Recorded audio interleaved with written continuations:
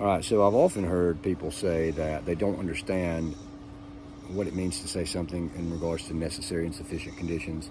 That's the first. And then the second is this. They'll say you can't actually point to something that's a sufficient condition that's not also a necessary condition. And that's just false. So hopefully this one particular statement or answer that we're going to give here is going to cover both of those aspects.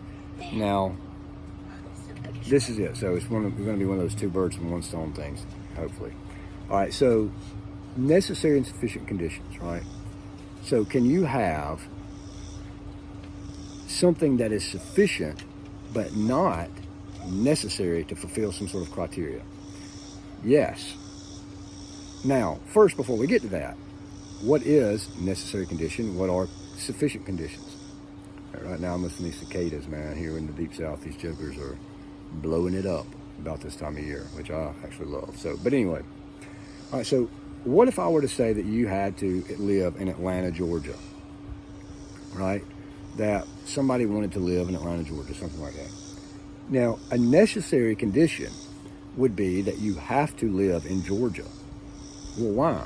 Well, because Atlanta, in this example, because Atlanta is just in Georgia, right? And again, per the law of identity, you don't say something silly like, oh, what about Atlanta, Texas? I'm not talking about Atlanta, Texas. So we're talking about the place that is called, fill in the blank here, Atlanta, not the other place called that. We're talking about Atlanta, Georgia, right? So in order for you to live in Atlanta, right, it's necessary that you live in Georgia because Atlanta just is there, right? Now, it's not sufficient that you live in Georgia. Well, why not? We'll say because you could live in Bowden, Georgia, right? You could live in, Savannah, Georgia. You could live in Augusta, right? You could live in Macon. You can live in Albany. You can live in many different locales, right?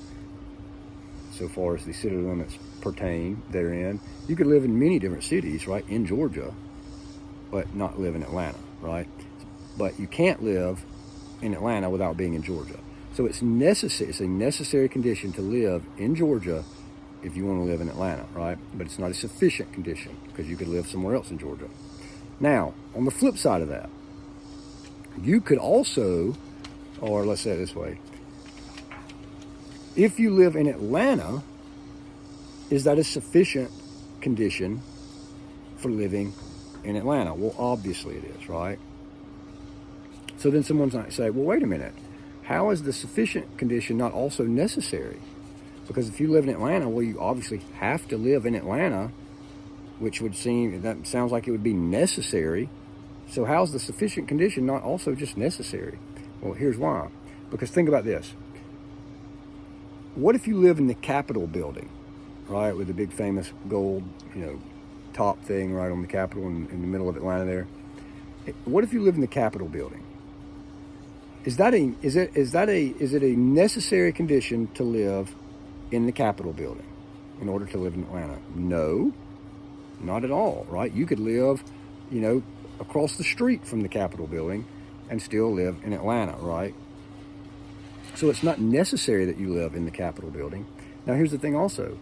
Is it a sufficient, and this is where we're getting at, is it a sufficient condition to live in the Capitol building in order to fit the criteria for living in Atlanta, Georgia? Yes, it is a sufficient condition because if you live in the Capitol building, which is right in the middle of Atlanta, well, then you're going to live in Atlanta, right? However, notice this.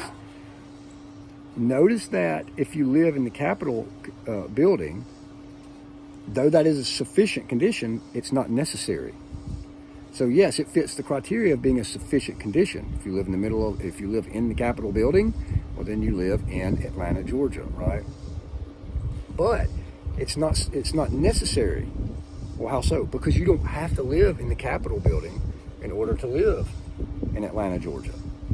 It's neither necessary, right, to live in the Capitol building, and even though it's actually sufficient, it's not necessary, right? So that's an example of